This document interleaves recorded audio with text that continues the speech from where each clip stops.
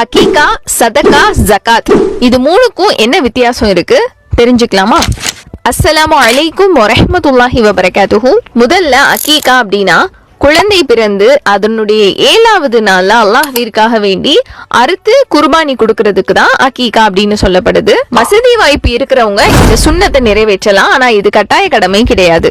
ஆண் குழந்தையா இருந்தா 2 ஆடுகளையும், பெண் குழந்தையாக இருந்தா 1 ஆடையும் அறுத்து நம்ம பலியிடணும். இதுக்கு அகீகா அப்படின்னு சொல்லப்படுது. இது கண்டிப்பா அந்த 7வது நாள்ல மட்டும்தான் செய்யணும். இரண்டாவதாக சதகா.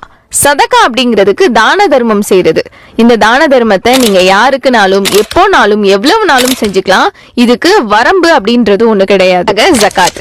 ஜகாத் அப்படிங்கிறது நம்ம வச்சிருக்கிற செல்வங்களை தூய்மைப்படுத்தக்கூடிய ஒரு விஷயம். குறிப்பிட்ட அளவுக்கு நகையோ வீடோ பணமோ சொத்துகளோ இருந்துச்சுன்னா குறிப்பிட்ட அளவுக்கு நீங்க ஜகாத் கொடுக்கணும் அப்படிங்கிறது கடமை.